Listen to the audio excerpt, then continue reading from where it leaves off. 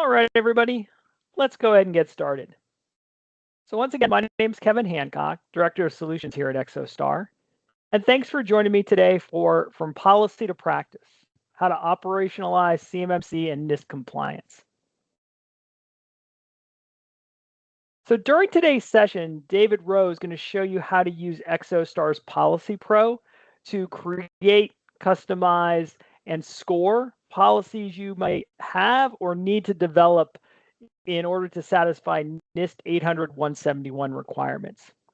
If as part of that you'd like to follow David along while he shows you how to use the application, we do have a free trial available from our website. You can go to the URL you see here, sign up for that free trial, and then follow along with David as he demonstrates the application itself. Before I dive into the formal presentation, just want to cover a few housekeeping details. So today's session is scheduled to last 45 minutes to an hour. It does include Q&A. Now, you're going to be muted during today's presentation, but we did receive at least one question in prior to today's session from the forms that you filled out when you registered for today's talk. So we've got that on the slide at the end. I'll also take a look at chat to see if anybody submitted questions at the end. I'll also answer those as David gives his presentation as well. If for some reason we do have an outage, just wait for a minute and try to reconnect.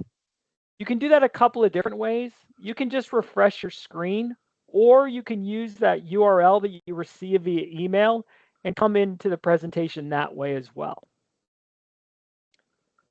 If you'd like to speak with one of our CMMC experts, or if you have any additional questions about Exostar or our products, our solutions, etc., you can reach out to us a couple of different ways.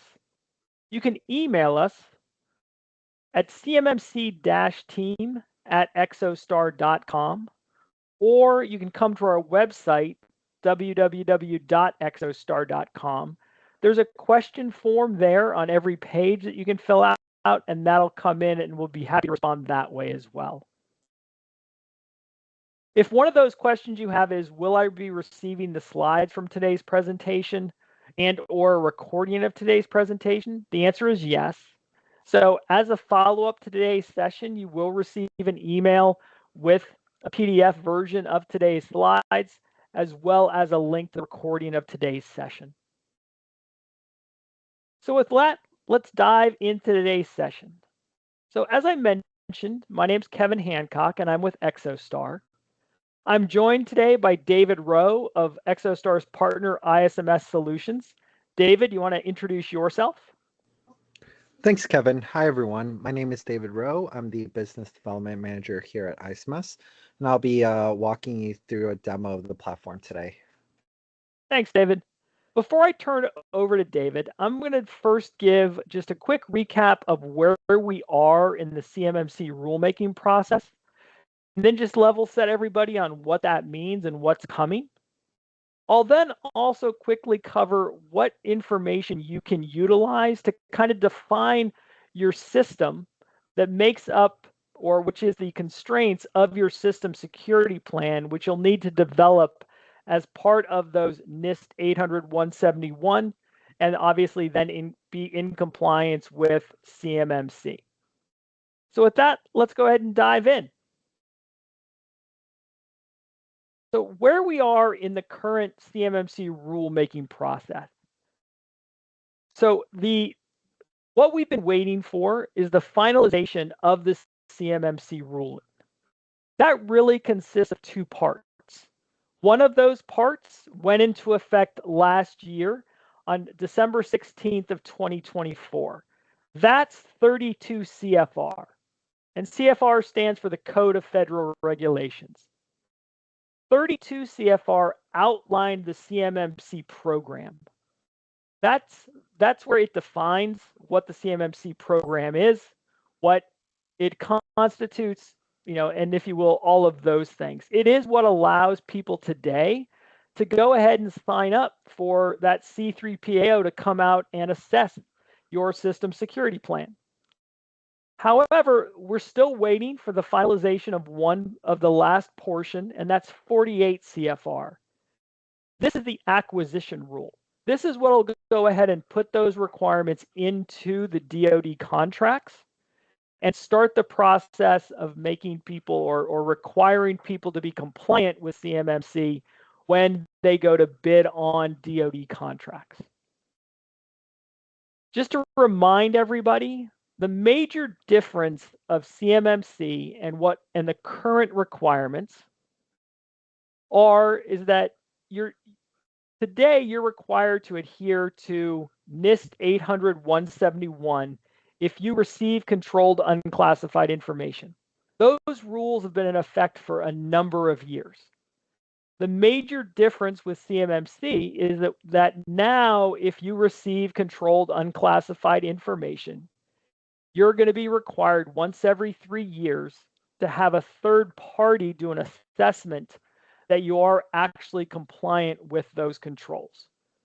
That's CMMC level 2, and that's, if you will, the majority of the change. It also defines some key terms that people use to help them comply with NIST 800-171.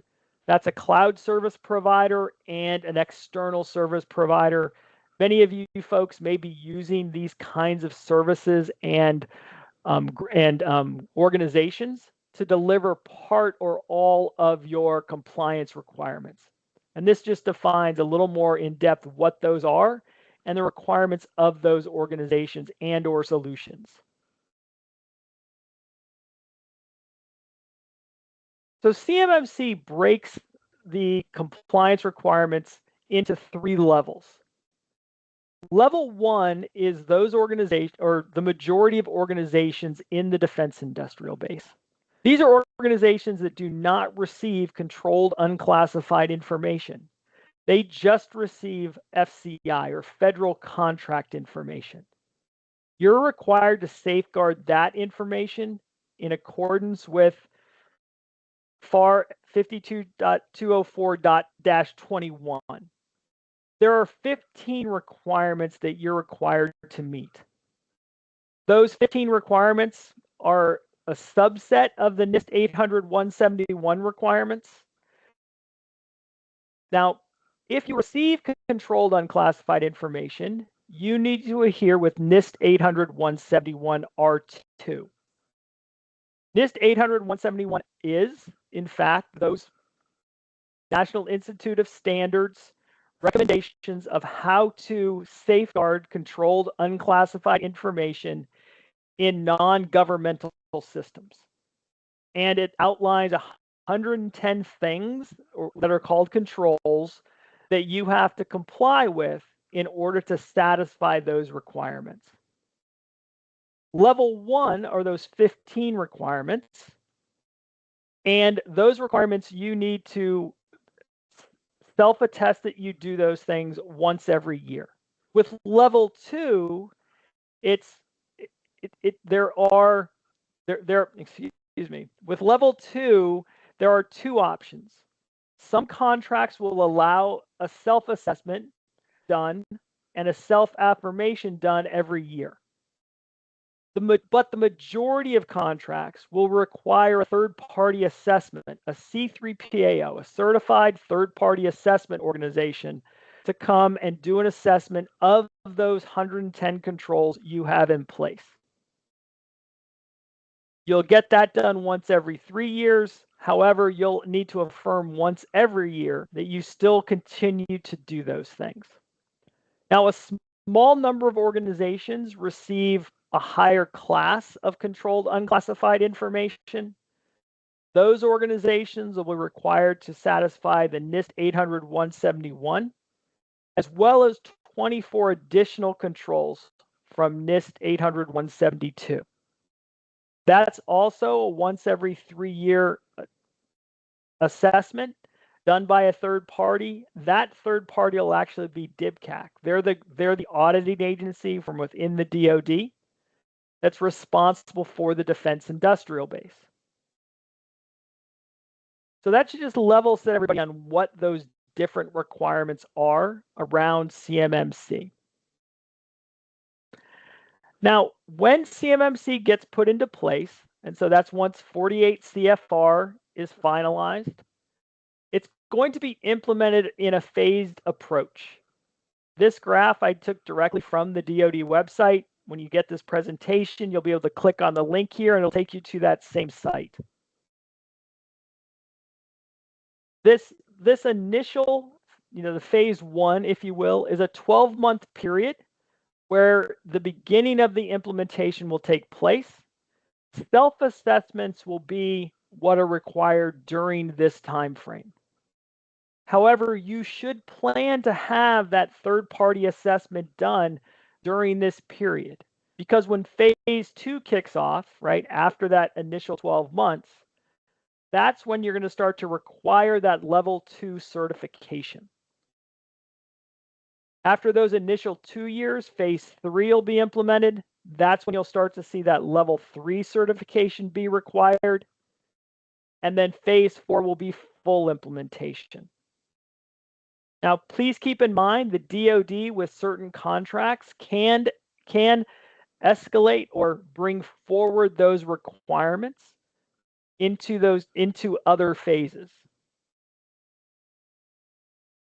So that should level set everybody kind of where we are in that CMMC timeline.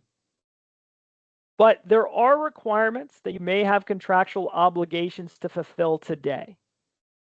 These current requirements are also around that NIST 800-171 requirement. If you've got contracts that have a 7012 clause, that's that 252.204-7012. These are DFARS clauses, Defense Federal Acquisition Regulations clauses. If you've got that 7012 clause, that's the one that requires you to adhere to NIST 800-171 if you receive controlled unclassified information. If you've got that 7019 clause, you're required to do a self-assessment of your compliance with those NIST 800-171 controls and score yourself. There is an assessment guide called NIST 800-171A. That assessment guide provides you a scoring algorithm for each of the individual controls. Each control is worth 1, 3, or 5 points, or corresponding -3, -5, -1 point. And so your score will range somewhere between a -203 and 110. You then take that score and you upload it into the SPRS system, the Supplier Performance Risk System. This is a website from the DoD that you should have been registered, or that you should register for, and you then input your score in there. And that's one of the elements the Department of Defense uses when they're awarding contracts to assess supplier risk. That self-assessment should be maintained. So, if you don't have one of the controls in place and you've lost points because of that, you should have opened a POAM, a plan of action and milestone around that control. You should have a date when you expect to have that control fixed or have the control in place. As you close off those controls, you should rescore yourself and re-input your score into the SPRS system. So these are the things that you should be doing today to meet your contractual obligations. Now, 2 things to consider when you're scoping out what do I need to do to be in compliance with NIST 800-171. The requirements of NIST 800-171 require you to develop what's called a system security plan. And the system that you define is how CUI flows into and out of your organization. Which systems and people come in contact or have the possibility of coming in contact with CUI? How do you ensure that you have the necessary controls in place to ensure that those people have the rights to do it, they're doing it the right way, all those kinds of things. So think about building your own data flow diagram, and this is a sample of one, to determine who in our organization and what systems in our organization touch controlled unclassified information, how it comes into the company, where is it stored, what do people use to store, process, or transmit that? Once the contract ends, how do we get rid of CUI? All those things go into and will help you define what the overall system is and the boundary.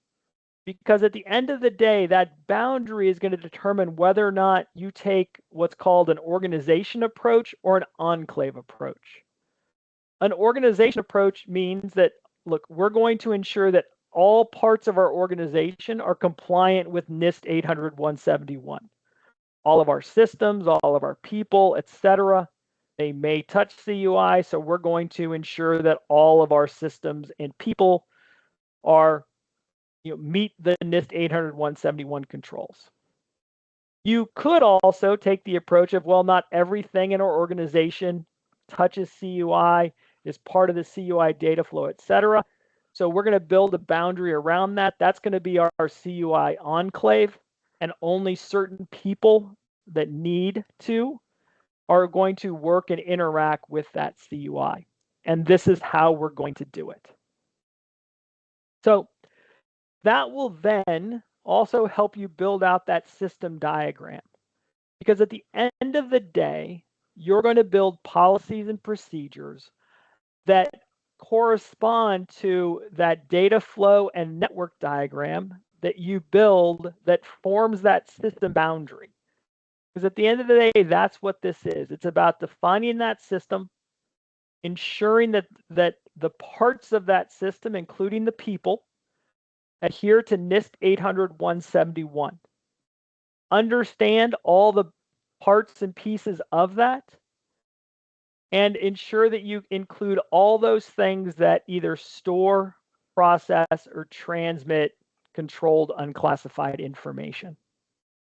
Now, to help in building out that system security plan, ensure that you understand that flow, that network diagram, etc. Ensure that you've gathered all of the information around that hardware, the software inventory. You may already have a number of policies and procedures in place. You may have written these for other systems or other requirements that you have. Maybe you've gone through ISO standardization around, different parts of your organization. So you may already have some of these things in place.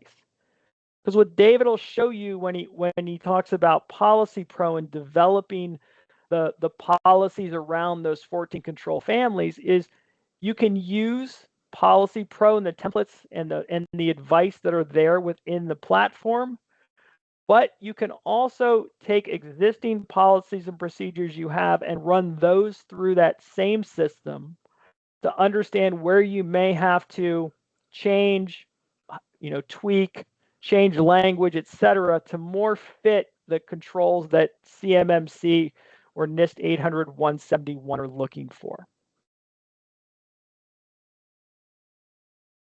So that's what we want to start with. That's where PolicyPro is going to come into play. It's where it's going to provide you the templates around each of those different control families, provide you a wealth of information if you need to dig in deeper to understand terminology, understand what they're actually requesting in that control, allow you to have those fit your organization, ensure that as you tweak these, you get feedback on your changes and additions, etc., that you need around those particular policies, and then allow you to adjust those. And because this platform is offered out as a service, as the controls change, and they will change, right? We're currently at NIST 800-171 R2.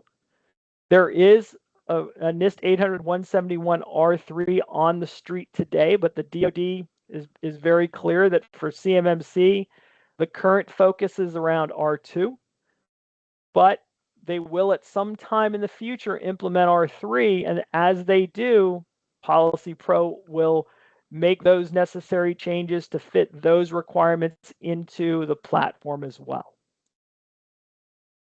So with that, let me turn it over to David to show you how this actually works. Thanks, Kevin.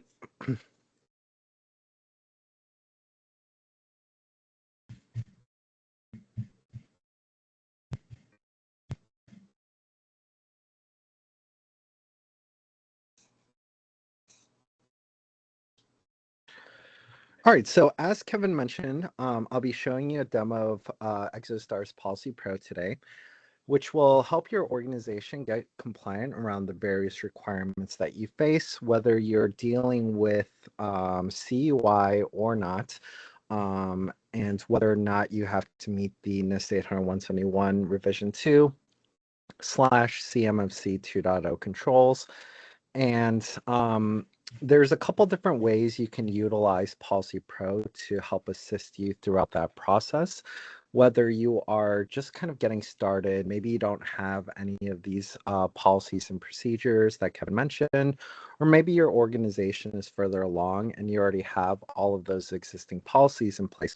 We'll walk through the platform together here and show you how you can use it to effectively build out those policies. Starting off using our policy builder tool, this is the first step, especially if you don't have some or all of the policies. And the first time through on the platform, you'll receive this pop-up here, which is a brief explanation of what policies are, as well as some of the other required documentation that you'll need as part of your CMMC journey.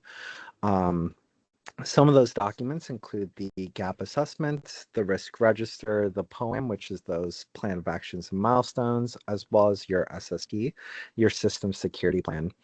If you don't have any of those documents, you can click on the hyperlink to download them. They are pretty basic templates, so if you need further assistance, especially on the POEM as well as the SSP, Kevin will talk a little bit after this demo about a companion protocol certification assistant that will help generate those additional documents.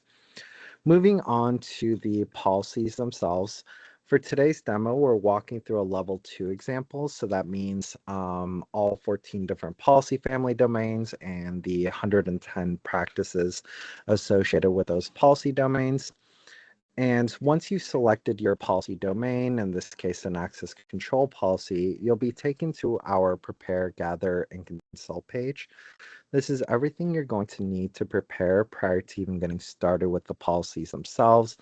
For example, it could include things like gathering your organization's documents, records, and other materials related to these various access control topics. Additionally, who you may want to consult with, whether they are internal or external stakeholders.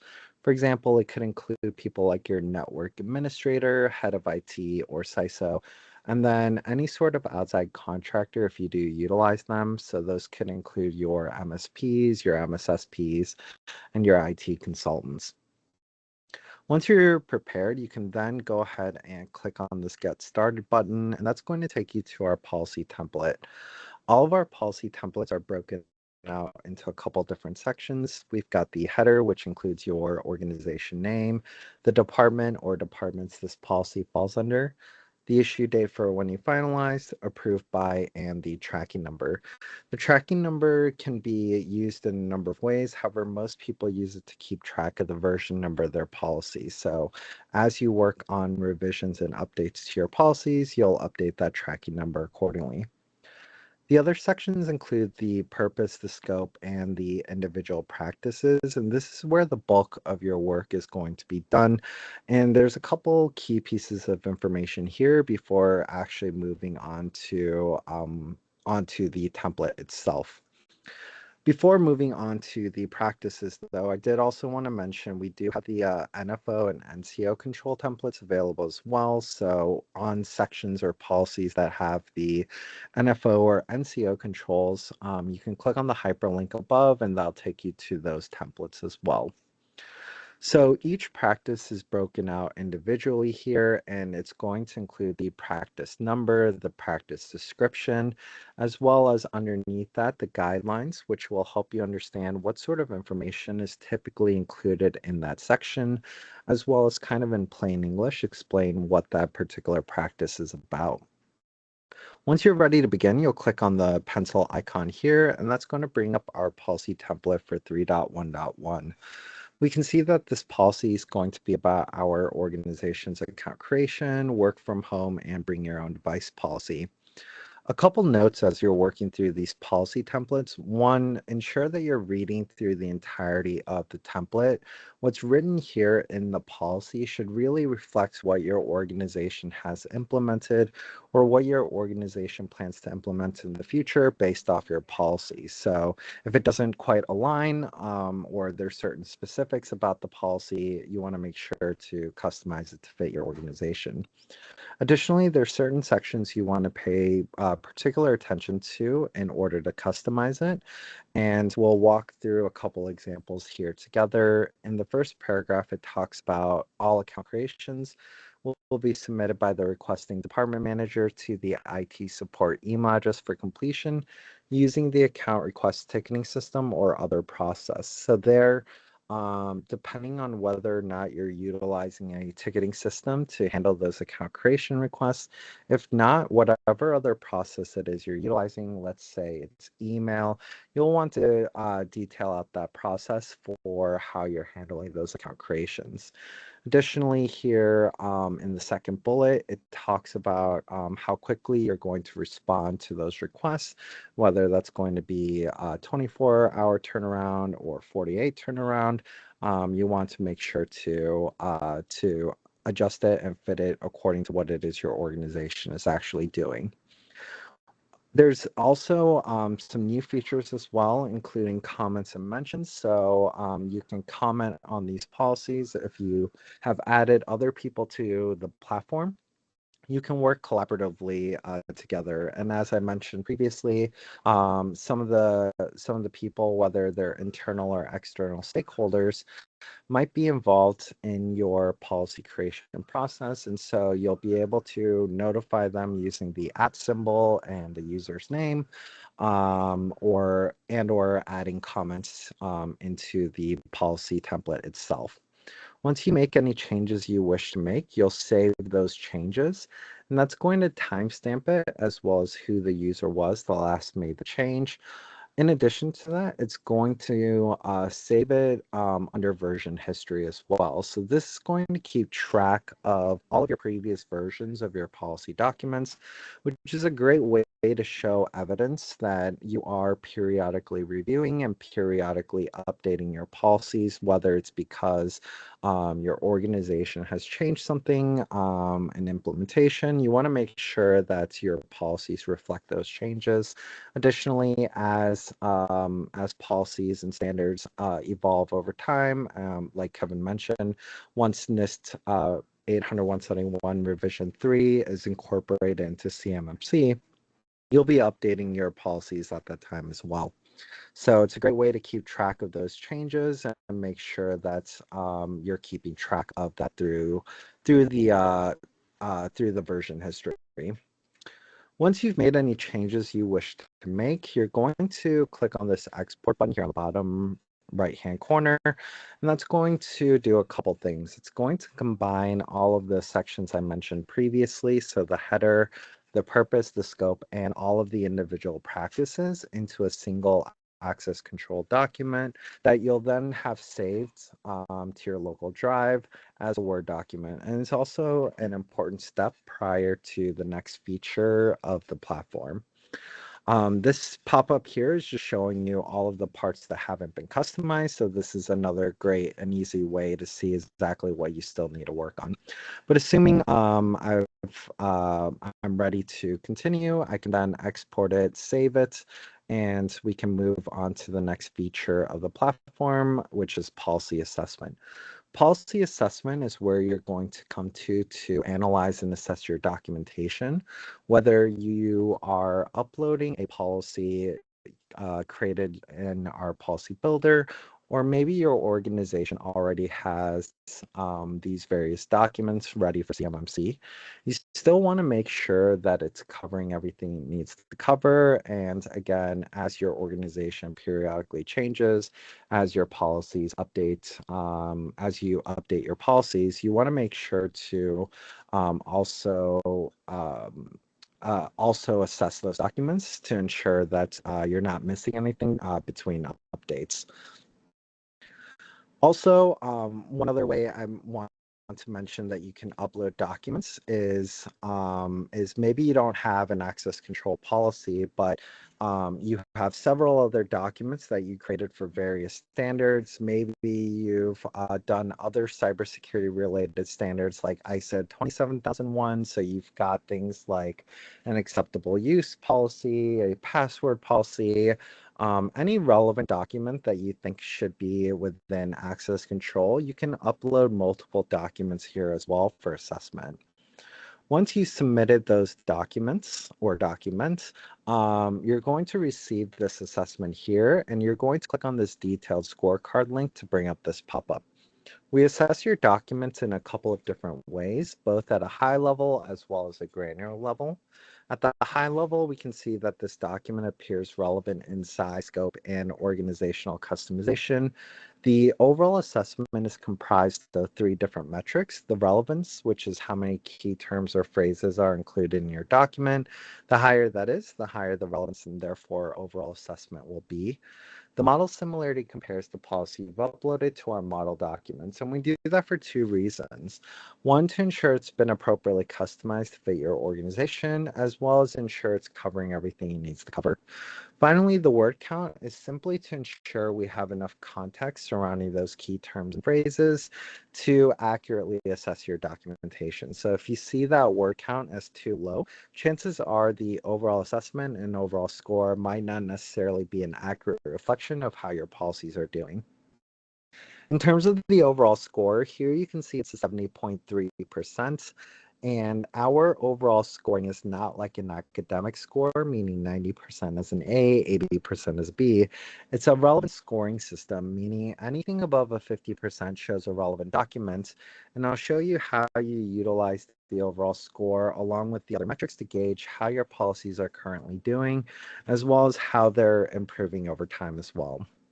So that's everything at the high level, but we also provide some granular feedback in terms of what is it that's exactly missing in your documentation and how you can improve it and ensure that there are no gaps. There are no gaps in those policies. And we do that through our key elements not included, or KENI for short. We have 2 different types of KENIs, the control KENIs as well as general policy KENIs. On control KENIs, my first example here is going to be CUI non-public information. That is that key term or phrase that's missing in my document that I should be looking to incorporate. And we can see some additional information underneath that, which are the actual practices that's associated with that control KENI. In this case, it's tied to 3.1.22. And if you're unfamiliar with it, you don't have to flip back and forth between the platform and the standard. The discussion requirements here, posted right underneath the practice number, is the actual discussion from CMMC, which is, again, derived and directly mapped from the NIST 800-171 revision 2.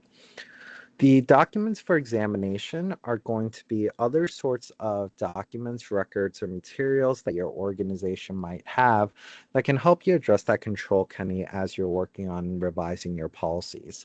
So, for example, it could include a security plan or maybe a list of users authorized to post publicly accessible content. Basically, any sort of document that's relevant to that control KENI. Additionally, once you've actually incorporated it into your policies and you've implemented it in your organization, these documents for examination can also act as evidence, as artifacts that prove that you're actually implementing it in your organization.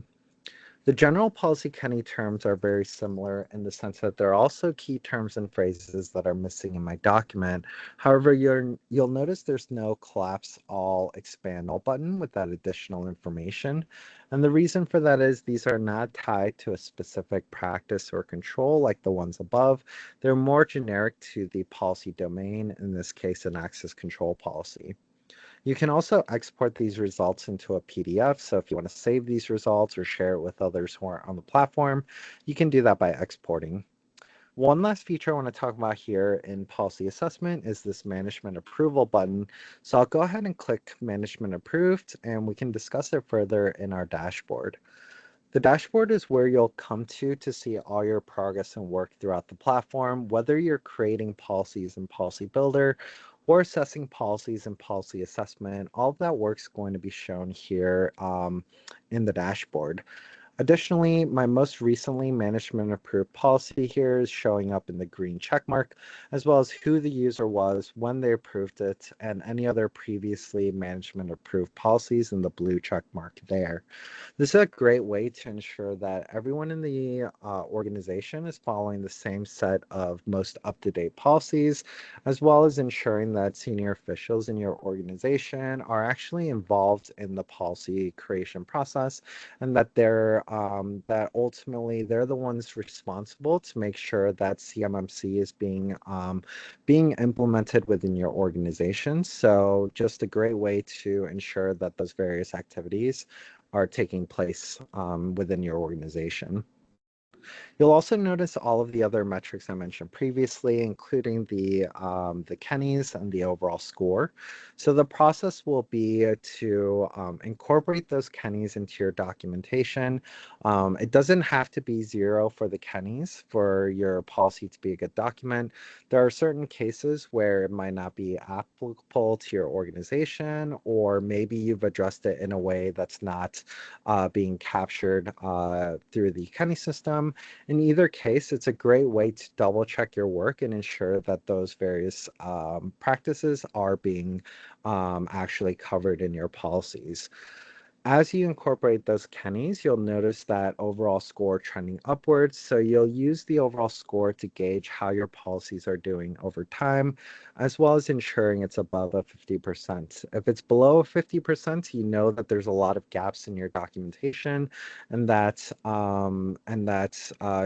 you've got quite a bit of work in terms of actually adjusting it to make sure that it meets all of the requirements for CMMC.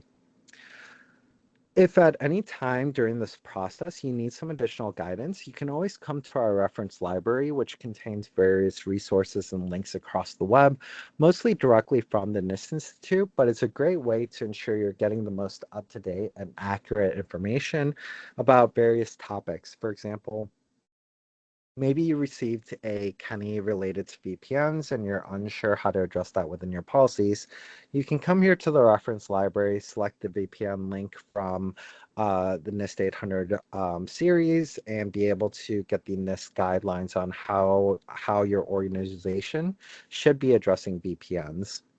Everything in today's demo was done for level 2. However, we also have level 1 available as well. So again, as Kevin mentioned, definitely take a look at your contracts and see what level you'll likely have to be going for once CMMC is implemented. And even again, the current requirements, especially if you have those DFARS clauses in your contracts, require you to be NIST 800-171 compliance. But for everyone else, you can select the level 1 button here, and that'll swap it to just the 6 different policy family domains and the 15 practices associated with it. Hopefully this has been a helpful overview of how to utilize PolicyPro. Again, this is a great way to efficiently build out those policies or ensure that your existing policies meet all of the requirements for CMMC. I'm going to turn it over back to Kevin, who's going to walk through a couple final items here. Thanks, everyone, and hope you have a great day. Thanks, David.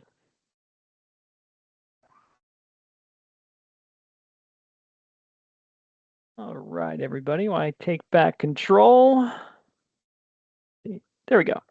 So PolicyPro is part of Exostar's CMMC Ready suite. This includes 2 companion SaaS applications. One of those, Certification Assistant, is the application where you really manage your overall CMMC program. It will walk you through that self-assessment of the different controls. It will allow you to, take those policies and procedures that you develop in PolicyPro, move them into the evidence bin, if you will, around each of those different controls, and that evidence is maintained there within Certification Assistant. Will allow you to put in the implementation statements that support how you've actually implemented that policy, and again, allow you to show or take screenshots, et cetera, of the evidence, link all those things together, maintain all that information in one place, score yourself on that self-assessment so you're ready to input that score into the SPRS system. Allows you to manage if you don't have a control in place, so it'll open that POAM, allow you to work to closure, update that as you do it as well. So again, just a place to manage that overall CMMC program. If you're looking for a place or an enclave to store, process, or transmit controlled unclassified information, Exostar's solution for that is our managed Microsoft 365 solution.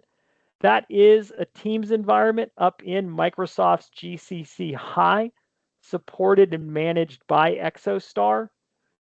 This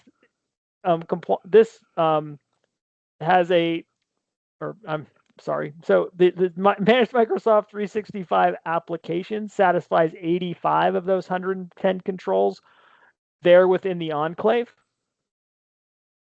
And that evidence is provided to you as a customer to Exostar. This can also be put in place with one of our partners. This is where that CMMC assessment comes in as part of the CMMC Ready suite. These are third-party partners that Exostar works with. They utilize these applications to help you become compliant. They can work with you really on wherever you are in your CMMC journey. If you'd like some help in fulfilling a particular gap you might have identified, if you need someone to come in and give you a gap or readiness assessment, if you want somebody to do a mock assessment for you before you're ready to engage. Some of these partners are also themselves C3PAOs if you're looking for someone to come out and do an assessment for you as well. So we did receive one question. This is it. Even though Microsoft GCC High seems impenetrable and helps to stay compliant with NIST 800-171, can a company use GCC High as the only source of data backup without the risk of single point failure? Now, everyone should understand that GCC High is Microsoft's Azure service in a compliant environment. It has a number of different Microsoft services, and some of those services can be utilized as backup, disaster recovery, etc. solutions for those applications or other things that you're utilizing Azure for. So its backup solutions typically do include redundancy solutions. So those backup solutions themselves are not a single point of failure. Now, if all you're doing is moving your data up to a shared space, those kinds of things, then that could possibly be a single point of failure. It just kind of depends on how you structure that data backup system. But Microsoft does have data backup services as part of those services in GCC High that won't make them a single point of failure. We also did answer a number of questions that came in over QA and chat. So hopefully those answers are there for you. As you get this deck, you'll also receive this slide with some links to additional information and assistance. Please utilize, as well as those links to Exostar itself. If you have other questions that come up and you need some help, you need some answers to particular Exostar solution questions, etc. So I want to thank David and my team for their assistance in today's webinar. Everybody, have a great day and a great rest of the week. Hopefully everyone enjoys a long holiday weekend if you're in the US. Thanks, everybody. Have a great day.